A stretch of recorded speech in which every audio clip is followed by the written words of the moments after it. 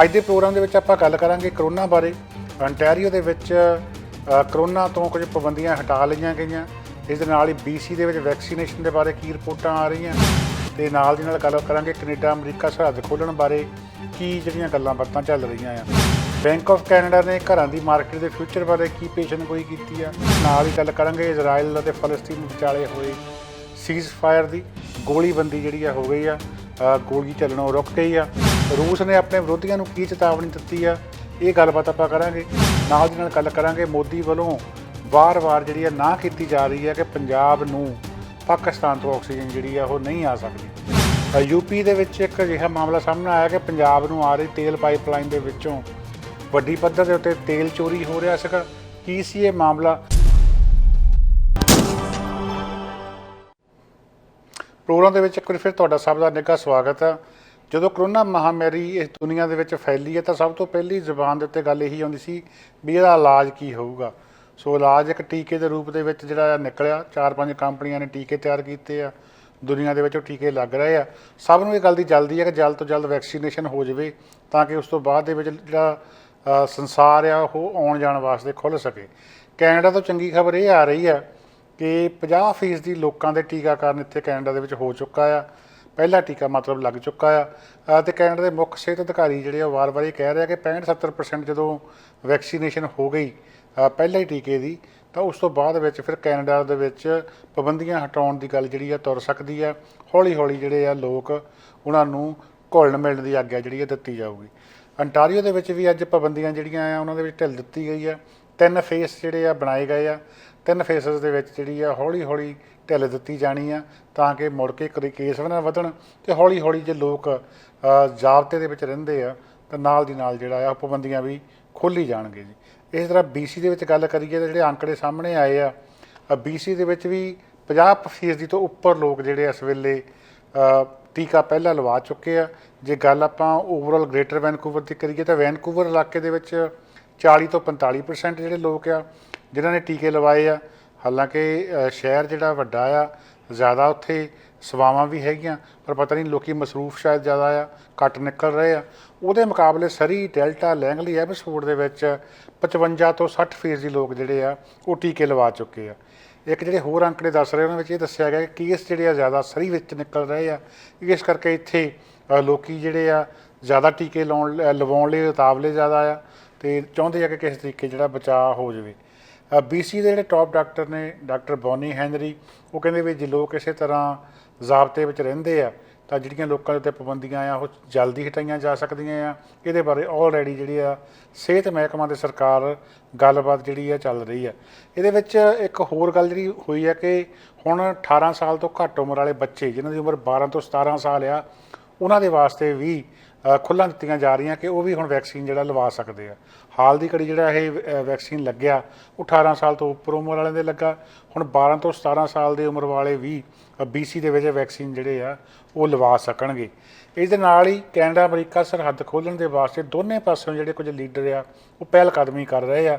ਉਹ ਕਹਿੰਦੇ ਵੀ ਜਦੋਂ ਇਹ ਨਹੀਂ ਹੋਣਾ ਚਾਹੀਦਾ ਕਿ ਉੱਧਰੋਂ ਇੱਕਦਮ ਜਿਹੜੀ ਵੇਵ ਖਤਮ ਹੋ ਜਾਂਦੀ ਆ ਅਤੇ ਆਪਾਂ ਫੇਰ ਸੋਚਣ ਲੱਗੀਏ ਕਿ ਹੁਣ ਸਰਹੱਦ ਕਿੱਦਾਂ ਖੋਲ੍ਹਣੀ ਆ। ਉਹ ਕਹਿੰਦੇ ਹੁਣ ਤੋਂ ਇੱਕ ਪਲਾਨ ਬਣਾ ਕੇ ਲੋਕਾਂ ਦੇ ਅੱਗੇ ਪੇਸ਼ ਕੀਤਾ ਜਾਵੇ ਕਿ ਜਦੋਂ ਕੇਸ ਇੰਨੇ % ਰਹਿ ਗਏ ਜਾਂ ਜਦੋਂ ਵੈਕਸੀਨੇਸ਼ਨ ਜਿਹੜੀ ਇੰਨੇ % ਹੋ ਗਈ ਤਾਂ ਇਸ ਤਰੀਕੇ ਇਹਨਾਂ ਪੜਾਵਾਂ ਦੇ ਵਿੱਚ ਜਿਹੜਾ ਆ ਕੈਨੇਡਾ ਅਮਰੀਕਾ ਸਰਹੱਦ ਜਿਹੜੀ ਆ ਖੋਲ੍ਹੀ ਜਾਊਗੀ। ਸੋ ਇਹਦੇ ਵਿੱਚ ਸਭ ਤੋਂ ਵੱਧ ਜ਼ੋਰ ਜਿਹੜਾ US ਲਾਅ ਮੇਕਰ ਜਿਹੜੇ ਨਿਊਯਾਰਕ ਤੋਂ ਰਿਪਰੈਜ਼ੈਂਟੇਟਿਵ ਨੇ ਜੀ, ਬ੍ਰਾਇਨ ਹਿਗਨਸ, ਉਹ ਲਾ ਰਹੇ ਆ। ਉਹ ਕਹਿੰਦੇ ਵੀ ਕੈਨੇਡਾ ਵਾਲੇ ਪਾਸਿਓਂ ਵੀ ਮੈਨੂੰ ਬਹੁਤ ਪ੍ਰੈਸ਼ਰ ਪੈ ਰਿਹਾ, ਅਮਰੀਕਾ ਵਾਲੇ ਪਾਸਿਓਂ ਵੀ, ਕਿ ਅਸੀਂ ਕੋਈ ਜਿਹੜੀ ਆ ਗਾਈਡਲਾਈਨਸ ਤਿਆਰ ਕਰੀਏ, ਰੂਪ ਰੇਖਾ ਤਿਆਰ ਕਰੀਏ ਤਾਂ ਕਿ ਲੋਕਾਂ ਨੂੰ ਸਮਝਾਇਆ ਜਾ ਸਕੇ ਕਿ ਜਦੋਂ ਅਸੀਂ ਬਾਰਡਰ ਖੋਲ੍ਹਣਾ ਆ ਤਾਂ ਪਹਿਲਾਂ ਕਿਹਨਾਂ ਵਾਸਤੇ ਖੋਲ੍ਹਣਾ, ਉਸ ਤੋਂ ਬਾਅਦ ਅੱਗੇ ਜਾ ਕੇ ਕੀ ਕਰਨਾ ਆ ਅਤੇ ਪੂਰਾ ਬਾਰਡਰ ਜਿਹੜਾ ਕਦੋਂ ਤੱਕ ਖੋਲ੍ਹਣਾ ਆ। ਇਹਦੇ ਵਾਸਤੇ ਲੋਕਾਂ ਨੂੰ ਜਿਹੜਾ ਨਾਲ ਲੈ ਕੇ ਚੱਲਣਾ ਚਾਹੀਦਾ ਆ ਅਤੇ ਲੋਕਾਂ ਨੂੰ ਇਹਦੀ ਜਾਣਕਾਰੀ ਉਹ ਕਹਿੰਦੇ ਨਾਲੋਂ ਨਾਲ ਦੇਣੀ ਚਾਹੀਦੀ ਆ। ਇਸ ਦੇ ਨਾਲ ਹੀ ਆਪਾਂ ਗੱਲ ਕਰੀਏ bank of Canada the. Bank of Canada ਜਿਹੜੀ ਕਿ ਕੈਨੇਡਾ ਦੇ ਵਿੱਤੀ ਢਾਂਚੇ ਦੀ ਦੇਖ ਰੇਖ ਕਰਦੀ ਆ, ਉਹਨਾਂ ਨੇ ਥੋੜ੍ਹੀ ਜਿਹੀ ਚਿੰਤਾ ਪ੍ਰਗਟਾਈ ਆ ਕਿ ਲੋਕਾਂ ਦੇ ਸਿਰ ਕਰਜ਼ਾ ਜਿਹੜਾ ਬਹੁਤ ਚੜ੍ਹ ਗਿਆ ਜੀ। ਉਹ ਕਹਿੰਦੇ ਵੀ ਜਦੋਂ ਦੀ ਇਹ ਮਹਾਮਾਰੀ ਆਈ ਆ, ਜਿਹੜਾ ਘਰੇਲੂ ਕਰਜ਼ਾ ਹੈਗਾ ਲੋਕਾਂ ਦੇ ਸਿਰ, ਮਤਲਬ ਕਿ ਮੌਰਗੇਜਿਸ, ਲਾਈਨ ਆਫ ਕ੍ਰੈਡਿਟਸ ਅਤੇ ਇਹਦੇ ਨਾਲ ਕ੍ਰੈਡਿਟ ਕਾਰਡਾਂ ਦੇ ਉੱਤੇ ਜਿਹੜਾ ਕਰਜ਼ਾ ਆ ਉਹ 4% ਵੱਧ ਗਿਆ।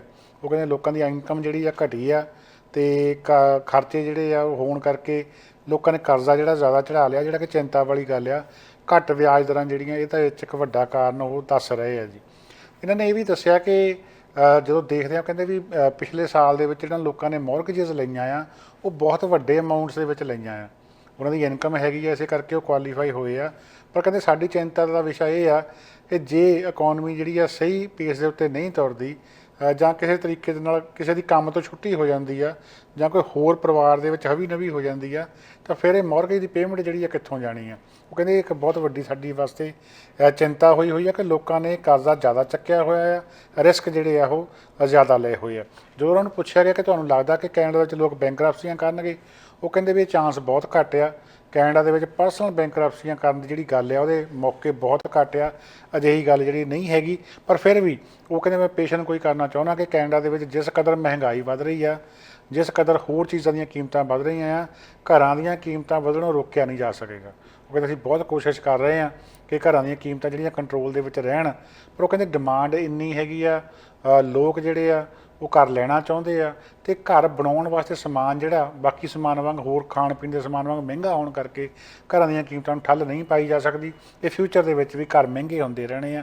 ਇਸ ਦੇ ਨਾਲ ਹੀ ਉਹਨਾਂ ਨੇ ਜਦੋਂ ਉਹਨਾਂ ਨੂੰ ਪੁੱਛਿਆ ਗਿਆ ਕਿ ਬੈਂਕ ਆਫ ਕੈਨੇਡਾ ਦਾ ਕਿੰਨਾ ਕੁ ਰੋਲ ਆ ਘਰਾਂ ਦੀਆਂ ਕੀਮਤਾਂ ਵਧਾਉਣ ਦੇ ਵਿੱਚ, ਉਹ ਕਹਿੰਦੇ ਵੀ ਸਿੱਧੇ ਤੌਰ 'ਤੇ ਬੈਂਕ ਆਫ ਕੈਨੇਡਾ ਦਾ ਜਿਹੜਾ ਆ ਕੋਈ ਰੋਲ ਨਹੀਂ ਹੈਗਾ। ਗਵਰਨਰ ਟਿਫ ਮੈਕਲਮ ਇਹ ਸਵਾਲਾਂ ਦੇ ਜਵਾਬ ਦੇ ਰਹੇ ਸੀਗੇ। ਪਰ ਉਹ ਕਹਿੰਦੇ ਇੰਨੀ ਗੱਲ ਜ਼ਰੂਰ ਹੈਗੀ ਹੈ ਕਿ ਜਿਹੜੇ ਘੱਟ ਵਿਆਜ ਦਰਾਂ ਆ ਉਹਦੇ ਕਰਕੇ ਲੋਕ ਉਤਸ਼ਾਹਿਤ ਹੋਏ ਆ। ਸੋ ਇਸ ਕਰਕੇ ਆਪਾਂ ਕਹਿ ਸਕਦੇ ਹਾਂ ਕਿ ਘੱਟ ਵਿਆਜ ਦਰਾਂ ਜਿਹੜੀਆਂ ਕਿ ਬੈਂਕ ਆਫ ਕੈਨੇਡਾ ਵੱਲੋਂ ਐਲਾਨੀਆਂ ਗਈਆਂ ਉਹਨਾਂ ਨੇ ਲੋਕਾਂ ਨੂੰ ਉਤਸ਼ਾਹਿਤ ਕੀਤਾ ਅਤੇ ਉਹਨਾਂ ਕਰਕੇ ਕੀਮਤਾਂ ਜਿਹੜੀਆਂ ਆ ਉਹ ਵੱਧ ਰਹੀਆਂ ਆ। ਸੋ ਉਹਨਾਂ ਨੇ ਮੇਨਲੀ ਗੱਲ ਇਹੀ ਜਿਹੜੀ ਲੋਕਾਂ ਨੂੰ ਦੱਸਣ ਦੀ ਕੋਸ਼ਿਸ਼ ਕੀਤੀ ਹੈ ਕਿ ਆਪਣੇ ਕਰਜ਼ੇ ਕੰਟਰੋਲ ਦੇ ਵਿੱਚ ਕੀਤੇ ਜਾਣ, ਥੋੜ੍ਹੀ ਬਹੁਤੀ ਬੱਚਤ ਜਿਹੜੀ ਆ ਰੱਖੀ ਜਾਵੇ ਤਾਂ ਕਿ ਜੇ ਕਿਤੇ ਕੰਮ ਘਟਦਾ ਆ ਤਾਂ ਕਿਸ਼ਤਾਂ ਜਿਹੜੀਆਂ ਆ ਉਹ ਨਾ ਟੁੱਟਣ। ਜਦੋਂ ਕਿਸ਼ਤਾਂ ਟੁੱਟਣਗੀਆਂ ਕਿਤੇ ਫਿਰ ਕੰਮ ਜਿਹੜਾ ਖਰਾਬ ਹੋ ਸਕਦਾ ਆ। ਇਹਦੇ ਨਾਲ ਹੀ ਇੱਕ ਜਿਹੜੀ ਚੰਗੀ ਖਬਰ ਆ ਰਹੀ ਆ ਮਿਡਲ ਈਸਟ ਦੇ ਵਿੱਚੋਂ ਕਿ ਜਿਹੜੀ ਜੰਗ ਲੱਗੀ ਹੋਈ ਸੀਗੀ 11 ਦਿਨਾਂ ਤੋਂ ਇਜ਼ਰਾਈਲ ਅਤੇ ਫਲਸਤੀਨ ਦੇ ਵਿਚਾਲੇ, ਉੱਥੇ ਜੰਗਬੰਦੀ ਹੋ ਗਈ ਆ। ਈਜਿਪਟ ਜਿਹਨੂੰ ਕਿ ਆਪਾਂ ਮਿਸਰ ਕਹਿ ਦਿੰਦੇ ਹਾਂ, ਮਿਸਰ ਮੁਲਕ ਦੀ ਵਿਚੋਲਗੀ ਦੇ ਸਦਕਾ ਜਿਹੜਾ ਆ 11 ਦਿਨਾਂ ਦੇ ਬਾਅਦ ਦੋਨੇ ਧਿਰਾਂ ਇਸ ਗੱਲ 'ਤੇ ਸਹਿਮਤ ਹੋ ਗਈਆਂ ਇੱਕ ਦੂਜੇ ਦੇ ਉੱਤੇ ਹੁਣ ਹਮਲੇ ਜਿਹੜੇ ਆ ਉਹ ਨਹੀਂ ਕੀਤੇ ਜਾਣਗੇ। ਤੜਕੇ 2 ਵਜੇ ਉੱਥੋਂ ਦੇ ਸਮੇਂ ਦੇ ਹਿਸਾਬ ਦੇ ਨਾਲ ਇਹ ਡੀਲ ਜਿਹੜੀ ਆ ਸਿਰੇ ਚੜ੍ਹੀ ਆ ਅਤੇ ਦੋਵੇਂ ਧਿਰਾਂ ਇਜ਼ਰਾਈਲ ਅਤੇ ਫਲਸਤੀਨ ਵੱਲੋਂ ਹਮਾਸ ਨੇ ਇਹਨੂੰ ਕਿਹਾ ਕਿ ਅਸੀਂ ਜਿਹੜੀਆਂ ਸ਼ਰਤਾਂ ਨੇ ਇਸ ਡੀਲ ਦੀਆਂ ਉਹ ਮੰਨਣ ਦੇ ਵਾਸਤੇ ਰਾਜ਼ੀ ਹਾਂ ਅਤੇ ਅਸੀਂ ਇੱਕ ਦੂਜੇ ਦੇ ਉੱਤੇ ਹੁਣ ਹਮਲਾ ਜਿਹੜਾ ਆ ਉਹ ਨਹੀਂ ਕਰਾਂਗੇ। ਸੋ ਇਹ ਜਿਹੜੀ ਜੰਗ ਆ ਇਹਦੇ ਵਿੱਚ ਦੋਨੇ ਤਰ੍ਹਾਂ ਹੁਣ ਦਾਅਵਾ ਕਰ ਰਹੀਆਂ ਕਿ ਸਾਡੀ ਜਿੱਤ ਹੋਈ ਆ। ਹਾਲਾਂਕਿ ਇਹੋ ਜਿਹੀ ਜੰਗ ਦੇ ਵਿੱਚ ਜਿੱਤ ਤਾਂ ਕਿਸੇ ਦੀ ਵੀ ਨਹੀਂ ਹੁੰਦੀ, ਨੁਕਸਾਨ ਹੀ ਨੁਕਸਾਨ ਹੁੰਦਾ। ਦੋਨੇ ਪਾਸੇ ਜਿਹੜੀਆਂ ਮੌਤਾਂ ਹੋਈਆਂ ਆ ਪਰ ਫਿਰ ਵੀ ਦੋਨੇ ਤਰ੍ਹਾਂ ਕਹਿ ਰਹੀਆਂ ਕਿ ਸਾਡੀ ਜਿੱਤ ਹੋਈ ਆ। ਇਜ਼ਰਾਈਲ ਵੀ ਇਹੀ ਕਹਿ ਰਿਹਾ ਅਤੇ ਫਲਸਤੀਨ ਵੱਲੋਂ ਹਮਾਸ ਵੀ ਜਿਹੜਾ ਆ ਉਹ ਇਹੀ ਗੱਲ ਕਹਿੰਦਾ ਆ ਰਿਹਾ।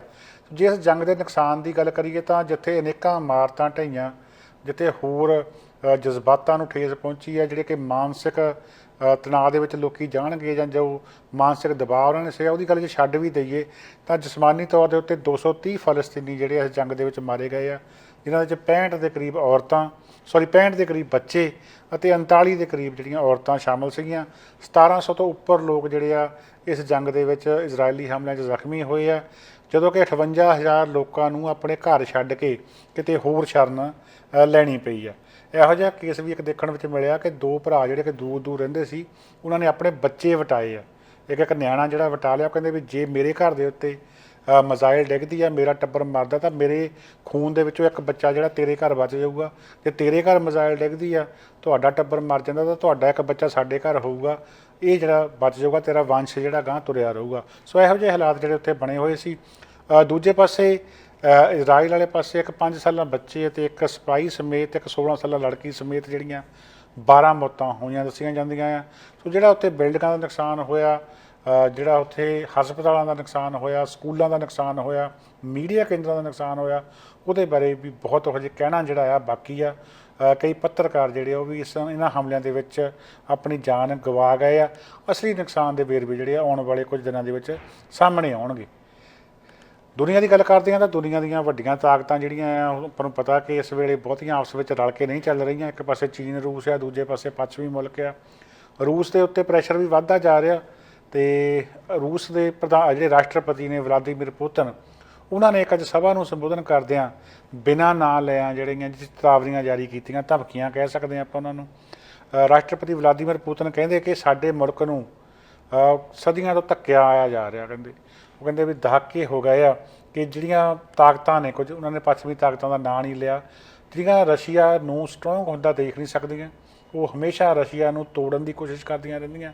ਜਦੋਂ ਵੀ ਰਸ਼ੀਆ ਕਿਤੇ ਆਪਣੇ ਪੈਰਾਂ ਸਿਰ ਖੜਾ ਹੁੰਦਾ ਤਾਂ ਉਹ ਇਸ ਨੂੰ ਜਿੱਦਾਂ ਕਹਿ ਲਓ ਵੀ ਹਿਲਾਉਣ ਦੇ ਵਾਸਤੇ ਕਹਿੰਦੇ ਆਪਣਾ ਜ਼ੋਰ ਲਾ ਦਿੰਦੀਆਂ, ਅਤੇ ਮੌਜੂਦਾ ਸਮੇਂ ਦੇ ਵਿੱਚ ਵੀ ਅਜਿਹਾ ਕੀਤਾ ਜਾ ਰਿਹਾ। ਪਰ ਉਹ ਕਹਿੰਦੇ ਵੀ ਮੈਂ ਇਹਨਾਂ ਤਾਕਤਾਂ ਨੂੰ ਸੁਨੇਹਾ ਦੇਣਾ ਚਾਹੁੰਦਾ ਕਿ ਜਿਹੜਾ ਹੋਣ ਵਾਲਾ ਰੂਸ ਆ, ਰਸ਼ੀਆ ਆ, ਇਹਨੂੰ ਕਮਜ਼ੋਰ ਨਾ ਸਮਝਿਆ ਜਾਵੇ। ਸਾਡੇ ਕੋਲ ਪੋਲੀਟੀਕਲੀ, ਫਾਈਨੈਂਸ਼ੀਅਲੀ ਅਤੇ ਮਿਲਟਰੀ ਦੇ ਤੌਰ ਦੇ ਉੱਤੇ ਹੁਣ ਇੰਨੇ ਕੁ ਸਾਧਨ ਮੌਜੂਦ ਆ ਕਿ ਜਿਹੜੀਆਂ ਤਾਕਤਾਂ ਸਾਡਾ ਮਾੜਾ ਚਾਹੁੰਦੀਆਂ ਅਸੀਂ ਉਹਨਾਂ ਦੇ ਜਵਾੜੇ ਭੰਨ ਸਕਦੇ ਹਾਂ, ਉਹਨਾਂ ਦੇ ਦੰਦ ਭੰਨ ਸਕਦੇ ਹਾਂ। ਸੋ ਇੱਕ ਸਿੱਧੀ ਚੇਤਾਵਨੀ, ਸਿੱਧੀ ਧਮਕੀ ਜਿਹੜੀ ਆ ਰੂਸ ਦੇ ਇਸ ਵੱਡੇ ਲੀਡਰ ਨੇ ਦਿੱਤੀ ਆ।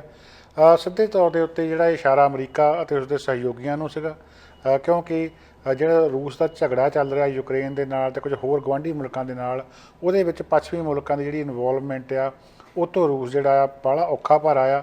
ਇਸ ਕਰਕੇ ਅਜਿਹੀਆਂ ਜਿਹੜੀਆਂ ਧਮਕੀਆਂ ਆ ਉਹ ਦਿੱਤੀਆਂ ਜਾਂਦੀਆਂ। ਉਹਨਾਂ ਨੇ ਆਪਣਾ ਜਿਹੜਾ ਜੰਗੀ ਪ੍ਰੋਗਰਾਮ ਹੈ ਉਹਦੇ ਬਾਰੇ ਵੀ ਗੱਲਬਾਤ ਕੀਤੀ। ਉਹ ਕਹਿੰਦੇ ਬੇਸ਼ੱਕ ਅਮਰੀਕਾ ਜਿਹੜਾ ਆ ਇੱਕ ਸਾਲ ਦੇ ਵਿੱਚ $700 ਬਿਲੀਅਨ ਜਿਹੜਾ ਆ ਉਹ ਆਪਣੇ ਮਿਲਟਰੀ ਕਾਰਜਾਂ ਉੱਤੇ ਖਰਚਦਾ, ਪਰ ਅਸੀਂ ਵੀ ਐਤਕੀ ਕਹਿੰਦੇ $44 ਬਿਲੀਅਨ ਜਿਹੜਾ ਖਰਚਿਆ ਆ। ਬੇਸ਼ੱਕ ਰਕਮ ਸਾਡੀ ਥੋੜ੍ਹੀ ਆ, ਪਰ ਅਸੀਂ ਇਹੋ ਜਿਹੇ ਹਥਿਆਰ ਵਿਕਸਿਤ ਕੀਤੇ ਆ ਕਿ ਪੂਰੀ ਦੁਨੀਆ ਦੇ ਵਿੱਚ ਕਿਤੇ ਵੀ ਅਸੀਂ ਹੁਣ ਮਾਰ ਕਰਨ ਦੇ ਕਾਬਿਲ ਜਿਹੜੇ ਆ ਹੋ ਗਏ ਆ। ਅਤੇ ਦੁਨੀਆ ਦਾ ਕੋਈ ਵੀ ਅਜਿਹਾ ਸਿਸਟਮ ਜਿਹੜਾ ਆ ਡਿਫੈਂਸ ਸਿਸਟਮ ਅਜਿਹਾ ਨਹੀਂ ਜਿਹੜਾ ਕਿ ਸਾਡੀਆਂ ਮਿਜ਼ਾਈਲਾਂ ਨੂੰ ਰੋਕ ਸਕੇ। ਉਹ ਕਹਿੰਦੇ ਵੀ ਅਸੀਂ ਇੱਕ ਇਹੋ ਜਿਹੀ ਮਿਜ਼ਾਈਲ ਜਿਹੜੀ ਆ ਤਿਆਰ ਕੀਤੀ ਆ, ਵੈਨਗਾਰਡ ਹਾਈਪਰਸੋਨਿਕ ਮਿਜ਼ਾਈਲ, ਜਿਹੜੀ ਕਿ ਜਿਹੜੀ ਆਵਾਜ਼ ਦੀ ਗਤੀ ਆ ਸਾਊਂਡ ਆਫ ਸਪੀਡ ਨਾਲੋਂ 27 ਗੁਣਾ ਤੇਜ਼ੀ ਦੇ ਨਾਲ ਚੱਲਦੀ ਆ, ਅਤੇ ਦੁਨੀਆ ਦਾ ਕੋਈ ਵੀ ਜਿਹੜਾ ਆ ਐਂਟੀ ਮਿਸਲ ਡਿਫੈਂਸ ਸਿਸਟਮ ਜਿਹੜਾ ਆ ਇਹਨੂੰ ਰੋਕ ਨਹੀਂ ਸਕਦਾ। ਇਸ ਦੇ ਨਾਲ ਹੀ ਉਹਨਾਂ ਨੇ ਇਹ ਵੀ ਕਿਹਾ ਕਿ ਅਸੀਂ ਇੱਕ ਹੋਰ ਹਥਿਆਰ ਤਿਆਰ ਕੀਤਾ ਆ। ਉਹ ਕਹਿੰਦੇ ਦੁਨੀਆ ਨੂੰ ਪਤਾ ਆ ਕਿ ਸਾਡੇ ਕੋਲ ਨਿਊਕਲੀਅਰ ਹਥਿਆਰ ਜਿਹੜੇ ਸਭ ਨਾਲੋਂ ਵੱਧ ਆ, ਅਤੇ ਬਹੁਤ ਸਾਡੇ ਕੋਲ ਕੈਪੇਬਿਲਿਟੀ ਹੈਗੀ ਹੈ ਕਿ ਅਸੀਂ ਅੱਡ-ਅੱਡ ਤਰ੍ਹਾਂ ਦੇ ਪ੍ਰੋਗਰਾਮਸ ਦੇ ਵਿੱਚ ਅੱਡ-ਅੱਡ ਤਰ੍ਹਾਂ ਦੇ ਹਥਿਆਰ ਜਿਹੜੇ ਤਿਆਰ ਕੀਤੇ ਆ। ਸਾਡੇ ਕੋਲ ਹੁਣ ਅਜਿਹੇ ਨਿਊਕਲੀਅਰ ਵੈਪਨ ਜਿਹੜੇ ਮੌਜੂਦ ਆ ਜਿਹੜੇ ਕਿ ਸਮੁੰਦਰ ਦੇ ਵਿੱਚ ਚੱਲਣ ਦੀ ਕਪੈਸਿਟੀ ਰੱਖਦੇ ਆ, ਅਤੇ ਅਸੀਂ ਦੁਨੀਆ ਦੇ ਕਿਸੇ ਵੀ ਸ਼ਹਿਰ ਪਹੁੰਚ ਕੇ ਉਸ ਹਥਿਆਰ ਦੇ ਨਾਲ ਸੁਨਾਮੀ ਲਿਆ ਸਕਦੇ ਹਾਂ। ਇਹ ਇੱਕ ਆਪਣੇ ਆਪ ਦੇ ਵਿੱਚ ਬਹੁਤ ਵੱਡੀ ਚਿੰਤਾ ਵਾਲੀ ਗੱਲ ਆ ਕਿ ਉਹਨਾਂ ਨੇ ਅਜਿਹੇ ਹਥਿਆਰ ਵਿਕਸਿਤ ਕਰਨ ਦੀ ਗੱਲ ਕਹੀ ਆ ਕਿ ਉਹ ਸਮੁੰਦਰ ਵਿੱਚ ਚਲਾਏ ਜਾਣਗੇ ਅਤੇ ਉਸ ਸ਼ਹਿਰ ਦੇ ਕੋਲ ਜਾ ਕੇ ਕੁਝ ਚਿਰ ਪਹਿਲਾਂ ਫਟਣਗੇ, ਅਤੇ ਫਟਣ ਤੋਂ ਬਾਅਦ ਪਾਣੀ ਦੀ ਏਡੀ ਵੱਡੀ ਸੁਨਾਮੀ ਆਊਗੀ ਕਿ ਉਹ ਜਿਹੜਾ ਸ਼ਹਿਰ ਤਬਾਹ ਕਰ ਸਕਦੀ ਹੈ। ਸੋ ਇੱਕ ਨਵੀਂ ਤਰ੍ਹਾਂ ਦਾ ਡਰਾਵਾ ਜਿਹੜਾ ਆ ਆਪਣੇ ਬਿਆਨ ਦੇ ਵਿੱਚ ਰਾਸ਼ਟਰਪਤੀ ਪੁਤਿਨ ਨੇ ਦਿੱਤਾ ਆ। ਉਹ ਕਹਿੰਦੇ ਵੀ ਅਸੀਂ ਕਿਸੇ ਨੂੰ ਨੀਵਾਂ ਦਿਖਾਉਣਾ ਨਹੀਂ ਚਾਹੁੰਦੇ, ਪਰ ਜੇ ਸਾਨੂੰ ਨੀਵਾਂ ਦਿਖਾਉਣ ਦੀ ਕੋਸ਼ਿਸ਼ ਕੀਤੀ ਗਈ ਤਾਂ ਅਸੀਂ ਉਸ ਦਾ ਹੁਣ ਮੂੰਹ ਤੋੜ ਜਵਾਬ ਦੇਣ ਦੇ ਸਮਰੱਥ ਹੈਗੇ ਹਾਂ। ਗੱਲ ਭਾਰਤ ਦੀ ਕਰੀਏ ਤਾਂ ਭਾਰਤ ਦੇ ਵਿੱਚ ਕਰੋਨਾ ਜਿਹੜਾ ਆ ਉਹਨੇ ਆਪਣੇ ਪੂਰੇ ਖੰਭ ਖਿਲਾਰੇ ਹੋਏ ਆ। ਰੋਜ਼ ਮੌਤਾਂ ਦੀ ਗਿਣਤੀ ਜਿਹੜੀ ਆ ਉਹ ਵੱਧਦੀ ਜਾ ਰਹੀ ਆ। ਕਰੋਨਾ ਦੇ ਜਿਹੜੇ ਮਰੀਜ਼ ਠੀਕ ਹੋ ਰਹੇ ਆ ਉਹਨਾਂ ਨੂੰ ਬਲੈਕ ਫੰਗਸ ਨੇ ਘੇਰਿਆ ਹੋਇਆ, ਉਹਨਾਂ ਦੇ ਅੰਗ ਜਿਹੜੇ ਆ ਨੁਕਸਾਨੇ ਜਾ ਰਹੇ ਆ। ਉਸ ਤੋਂ ਬਾਅਦ ਹੁਣ ਵਾਈਟ ਫੰਗਸ ਨਾਂ ਦੀ ਇੱਕ ਬਿਮਾਰੀ ਹੋਰ ਜਿਹੜੀ ਆ ਉਹ ਵੀ ਲੋਕਾਂ ਨੂੰ ਆਪਣੇ ਘਲਾਵੇ ਦੇ ਵਿੱਚ ਲੈ ਰਹੀ ਆ। ਗੁਜਰਾਤ ਦੇ ਵਿੱਚ ਤੂਫਾਨ ਆਇਆ, ਇਸ ਤੂਫਾਨ ਦੇ ਵਿੱਚ ਨੁਕਸਾਨ ਹੋਇਆ। ਮੋਦੀ ਸਰਕਾਰ ਵੱਲੋਂ ਤੁਰੰਤ 1000 ਕਰੋੜ ਰੁਪਏ ਦੀ ਰਾਹਤ ਜਿਹੜੀ ਪੈਕੇਜ ਆ ਉਹ ਗੁਜਰਾਤ ਨੂੰ ਦੇ ਦਿੱਤੀ ਗਈ ਆ। ਦੂਜੇ ਪਾਸੇ ਪੰਜਾਬ ਵੱਲੋਂ ਲਗਾਤਾਰ ਮੰਗ ਕੀਤੀ ਜਾ ਰਹੀ ਹੈ ਕਿ ਸਾਡੇ ਆਕਸੀਜਨ ਦੀ ਘਾਟ ਆ। ਲਾਹੌਰ ਸਾਡੇ ਤੋਂ 31 ਮੀਲ ਦੂਰ ਆ, ਸਾਨੂੰ ਉੱਥੋਂ ਆਕਸੀਜਨ ਲਿਆਉਣ ਦੀ ਆਗਿਆ ਦਿੱਤੀ ਜਾਵੇ, ਜਿੱਥੇ ਕਿ ਧੇਲਾ ਨਹੀਂ ਖਰਚਿਆ ਜਾਣਾ, ਪਰ ਆਗਿਆ ਜਿਹੜੀ ਆ ਉਹ ਦਿੱਤੀ ਨਹੀਂ ਜਾ ਰਹੀ। ਪੰਜਾਬ ਦੇ ਮੁੱਖ ਮੰਤਰੀ ਮਹਾਦੇਸ਼ ਭਗਤ ਕੈਪਟਨ ਅਮਰਿੰਦਰ ਸਿੰਘ 8 ਵਾਰੀ ਉਹ ਅਤੇ ਉਹਨਾਂ ਦੇ ਵਿਧਾਇਕ ਜਿਹੜੇ ਆ ਜਾਂ MP ਆ ਉਹ ਖੁਦ ਲਿਖਤੀ ਤੌਰ ਦੇ ਉੱਤੇ ਮੰਗ ਮੋਦੀ ਸਰਕਾਰ ਤੋਂ ਕਰ ਚੁੱਕੇ ਆ, ਸਿਹਤ ਮੰਤਰੀ ਨੂੰ ਲਿਖ ਚੁੱਕੇ ਆ, ਪਰ ਹਾਲੇ ਤੱਕ ਜਿਹੜੀ ਉਹਨਾਂ ਨੂੰ ਇਜਾਜ਼ਤ ਆ ਨਹੀਂ ਦਿੱਤੀ ਗਈ। ਸੋ ਇਸ ਤੋਂ ਤੱਕ ਕਿ ਹੁਣ ਬੀਬੀ ਹਰਸਿਮਰਤ ਕੌਰ ਬਾਦਲ ਦਾ ਬਿਆਨ ਸੀਗਾ ਕਿ ਬਠਿੰਡਾ ਏਮਸ ਹਸਪੀਟਲ ਜਿਹੜਾ ਆ ਉਹਦੇ ਵਿੱਚ ਵੀ 1 ਦਿਨ ਦੀ ਆਕਸੀਜਨ ਬਾਕੀ ਰਹਿ ਗਈ ਆ। ਪੰਜਾਬ ਦੇ ਬਾਕੀ ਸਰਕਾਰੀ ਅਤੇ ਗੈਰ ਸਰਕਾਰੀ ਹਸਪਤਾਲਾਂ ਦੇ ਵਿੱਚ ਆਕਸੀਜਨ ਦਾ ਹਾਲ ਜਿਹੜਾ ਬਹੁਤ ਮੰਦਾ ਹੋਇਆ। ਜਿੰਨੀ ਪੰਜਾਬ ਨੂੰ ਆਕਸੀਜਨ ਚਾਹੀਦੀ ਹੈ, ਜਿੰਨੀ ਕੰਜ਼ੰਪਸ਼ਨ ਹੈਗੀ ਆ ਉਹ ਤੋਂ ਕਿਤੇ ਘੱਟ ਜਿਹੜੀ ਆਕਸੀਜਨ ਆ ਉਹ ਭਾਰਤ ਸਰਕਾਰ ਵੱਲੋਂ ਦਿੱਤੀ ਜਾ ਰਹੀ ਹੈ। ਕੋਟਾ ਸਿਸਟਮ ਉੱਥੇ ਲਾਗੂ ਹੈ ਕਿ ਪੰਜਾਬ ਨੂੰ ਕੋਟੇ ਦੇ ਹਿਸਾਬ ਦੇ ਨਾਲ ਹੀ ਆਕਸੀਜਨ ਮਿਲਣੀ ਆ। ਇਹ ਆਕਸੀਜਨ ਅਕਸਰ ਜਿਹੜੀ ਆ ਬੋਕਾਰੋ, ਝਾਰਖੰਡ ਅਤੇ ਇਸ ਦੇ ਨਾਲ ਹੀ ਹੋਰ ਬਿਹਾਰ ਦੇ ਕੁਝ ਸ਼ਹਿਰਾਂ ਤੋਂ ਜਿਹੜੀ ਇਹ ਲਿਆਂਦੀ ਜਾਂਦੀ ਆ, ਜਿਹਨੂੰ ਕਿ ਪੰਜਾਬ ਤੱਕ ਪਹੁੰਚਣ ਲਈ ਕਈ ਦਿਨ ਜਿਹੜੇ ਆ ਉਹ ਲੱਗਦੇ ਆ। ਉਹ ਕਹਿੰਦੇ ਵੀ ਹਾਲ ਬਹੁਤ ਮਾੜਾ ਹੋਇਆ ਆ। ਜੇ ਪੰਜਾਬ ਨੂੰ ਪਾਕਿਸਤਾਨ ਤੋਂ ਆਕਸੀਜਨ ਲੈਣ ਦੀ ਜਿਹੜੀ ਇਜਾਜ਼ਤ ਦੇ ਦਿੱਤੀ ਜਾਵੇ ਤਾਂ ਪੰਜਾਬ ਦੇ ਲੋਕ ਸਾਹ ਲੈ ਸਕਦੇ ਆ, ਵਰਨਾ ਹਸਪਤਾਲਾਂ ਦੇ ਵਿੱਚ ਪਏ ਮਰੀਜ਼ਾਂ ਨੂੰ ਇਹ ਨਹੀਂ ਪਤਾ ਕਿ ਆਕਸੀਜਨ ਦੇ ਰਾਹੀਂ, ਨਕਲੀ ਆਕਸੀਜਨ ਦੇ ਰਾਹੀਂ ਉਹਨਾਂ ਨੂੰ ਅਗਲਾ ਸਾਹ ਜਿਹੜਾ ਆ ਉਹ ਮਿਲਣਾ ਜਾਂ ਨਹੀਂ ਮਿਲਣਾ। ਅੰਮ੍ਰਿਤਸਰ ਤੋਂ ਸੰਸਦ ਮੈਂਬਰ ਜਿਹੜੇ ਗੁਰਜੀਤ ਸਿੰਘ ਔਜਲਾ ਉਹਨਾਂ ਨੇ ਕਿਹਾ ਕਿ ਜਦੋਂ ਅਸੀਂ ਪਾਕਿਸਤਾਨ ਨੂੰ ਵੈਕਸੀਨ ਦੇ ਸਕਦੇ ਹਾਂ, ਉਹਨਾਂ ਨੂੰ ਵੈਕਸੀਨ ਆਫਰ ਕਰ ਸਕਦੇ ਹਾਂ, ਉਹਨਾਂ ਨੂੰ ਕੋਈ ਇਤਰਾਜ਼ ਨਹੀਂ, ਤਾਂ ਕਿਉਂ ਇਹ ਸਮਝਿਆ ਜਾ ਰਿਹਾ ਕਿ ਪਾਕਿਸਤਾਨ ਦੁਸ਼ਮਣ ਮੁਲਕ ਆ ਤੇ ਉਹ ਤੋਂ ਅਸੀਂ ਆਕਸੀਜਨ ਜਿਹੜੀ ਹੈ ਨਹੀਂ ਲੈਣੀ, ਜਦੋਂ ਕਿ ਸਾਨੂੰ ਇਸ ਦੀ ਬਹੁਤ ਲੋੜ ਆ ਤੇ ਲਾਹੌਰ ਤੋਂ ਅੰਮ੍ਰਿਤਸਰ ਬਹੁਤ ਜਲਦ ਪੂਰੇ ਪੰਜਾਬ ਦੇ ਵਿੱਚ ਆਕਸੀਜਨ ਜਿਹੜੀ ਆ ਪਹੁੰਚੀ ਜਾ ਸਕਦੀ ਆ।